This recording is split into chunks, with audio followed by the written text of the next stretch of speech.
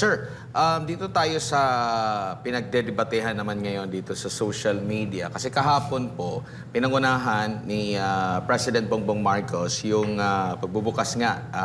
By December 15, magbubukas na yung isang tulay dyan po sa Davao City.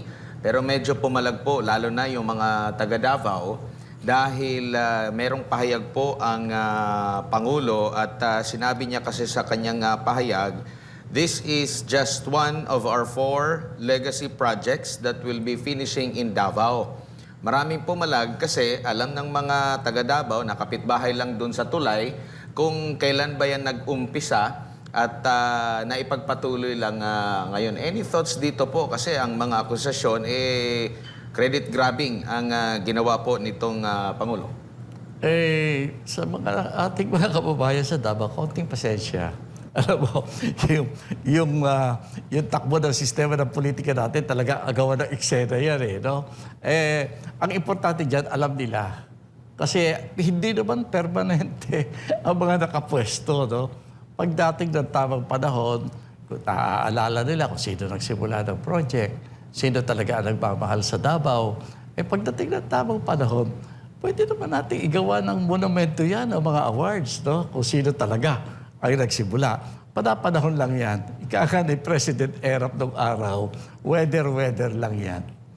Opo. Pero nakikita niyo po ba na pag mga ganito pong klase, kasi ang ating mga kababayan ngayon, with the advent of technology, nakatutok na sa lahat ng mga kaganapan ngayon. So, kumbaga, kung mayroong ganitong klase ng opisyal na alam na ng nakararami kung kanino ito galing, tapos i-claim niya, maapektuhan yung kanyang imahe din po, Secretary.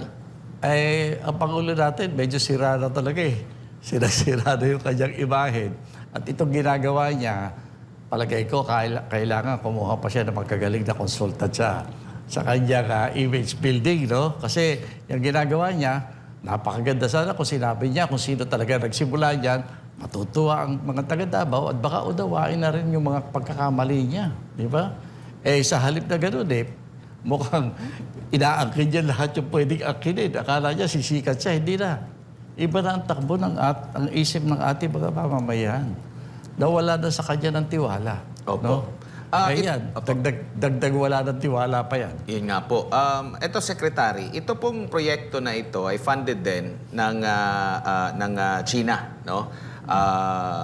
Since 2018 pa ito na nabanggit na ito na sa State of the City address ni Mayor noon, Sara Duterte. No? So nag-umpisa ito mula pa noon, siguro na timing lang na ang pagtatayo is mga 2 buwan after ng halalan. So wala naman siguro tayong proyekto na after mong nanalo magtatayo agad. Magdadaan yan sa feasibility study, sa napakaraming mga pag-aaral pa. So dito, na-appreciate po ng Pangulo, talagang na-appreciate niya yung bilis ng contractor nito, which is state-owned ng China. Tapos napabilib siya sa teknolohiya, tsaka sa kabuuan ng proyekto. Pero ang napansin ng ating mga kababayan, bakit walang ganito sa kanyang panahon? Yung talagang nag-umpisa siya. Ang nakita ng ating mga kababayan, puro yung mga flood control projects, yung mga maliliit lang na mga proyekto. Dito nakita niyo yung kahalagahan na wala tayong nakitang mga inauguration na kaliwat kanan, unlike during sa past administration, dun sa Build ni former President Rodrigo Duterte. Nanguna talaga siya sa mga inauguration. Kaliwat kanan yung opening, siguro yung iba na timing na sa matatapos during sa Marcos administration. Ipinangako kasi niya ito na build more. Secretary, your thoughts on this?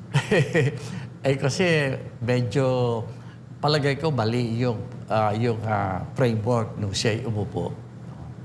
Ang inintindi niya ay yung paano siya titibay sa kanyang pwesto.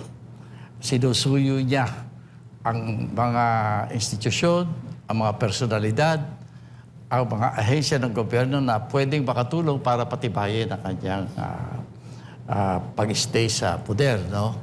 Ang nangyari, hindi accomplishment ang naging basihan ng kanyang pagpapatibay ng kanyang pwesto eh. Ang tingin ko, naging basihan ng kanilang pagsasama ay yung happy lahat. Kung gusto nyo magnakaw, bahala kayo. Mga ganyan na nangyari. Tingnan mo naman na nangyari ha. Palagay ko ang legacy na iiwanan ng gobyerno na ito sa kasalukuyan ay yung kalubhaan ng plunder. Yung pagnanakaw sa kaban ng bayad. Yan ang talagang matatandaan. No? Contrary to yung sinasabi mo na modelo ng mga nakaraang mga presidente. Alam mo yung mga nakaraang presidente, binabalansin nila yan eh. Meron silang mga talagang flagship projects at kung pinapaligaya man nila yung kanilang bureaucracia, ay nasa isang tabi yun. Eh dito, ang na-emphasize ay yung pagpapanunuyo sa mga nasa loob ng gobyerno. Tingnan mo nga, ito, hirap na tayo, tatakasan pa ng benefits yung mga armed forces.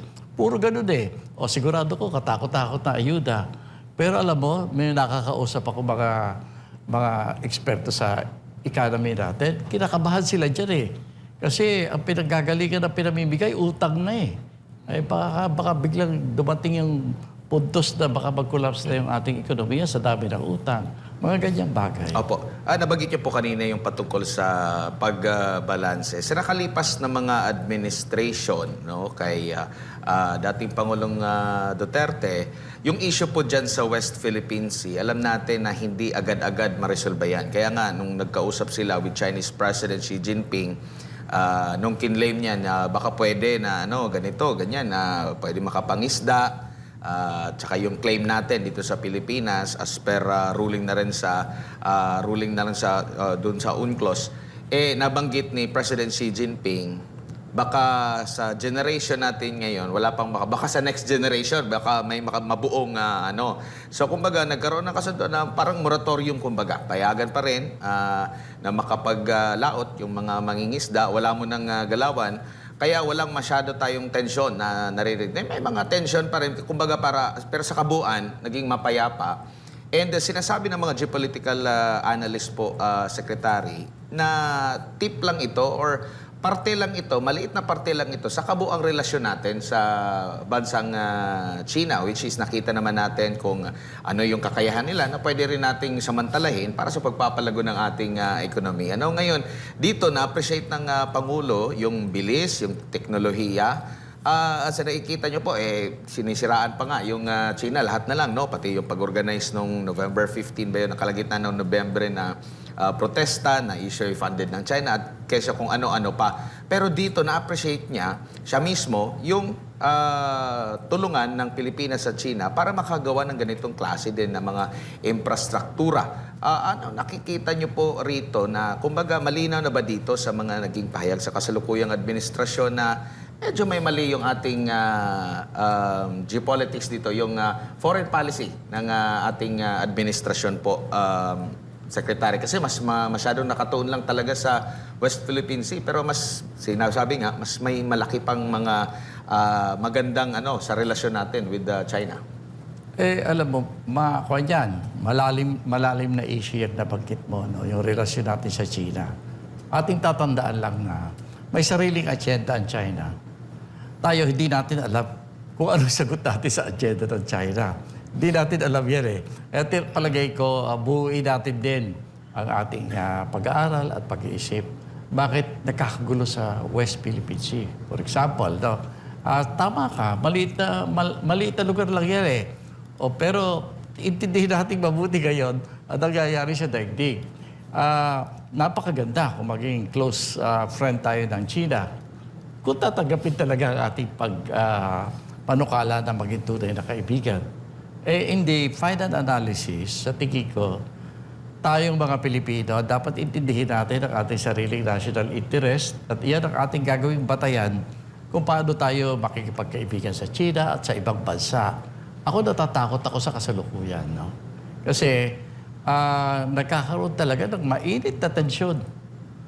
Ang lalo na mga kapitbahay nating bansa, hindi ko sinasabi yung ASEAN. Kasi marami sa ASEAN, sinusunod yung modelo ni former President Duterte. Nakikipagkaibigan sila sa China, tinatanggap nila yung mga joint projects, economic projects, marami sa kanila.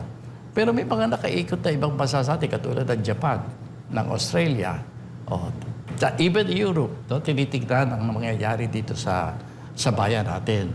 May plano, ang tinitignan nila is the possibility of conflict with China.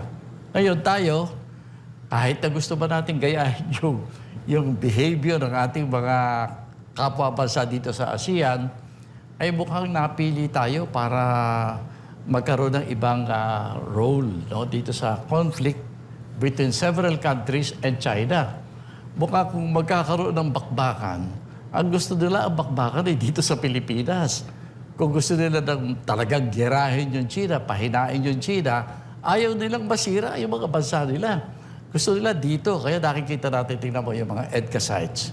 Ang preparasyon ng EDCA sites ay hindi para proteksyonan ng Pilipinas. Lamang, no? Kundi, gawin ito na epektibong panlaban kung sakalit magkaroon ng gera sa China.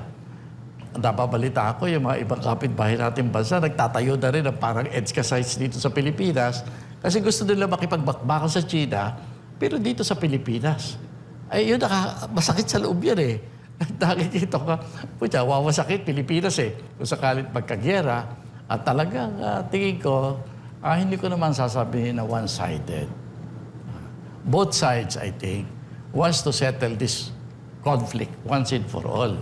Pero gusto lang nila, kung magkakaroon ng conflict, yung mga bansa nila huwag masisira. Gusto nilang bansa lang natin. Dito lang magkakagulo, katulad ng Ukraine. No? Lahat ng kapitbahay ng bansa ng Ukraine, walang gulo. Doon lang lahat ng gulo. At binubuhusan nila lahat ng tulong yan para manalo sa Russia. Eh baka ganyan ang mangyayari dito sa lugar natin.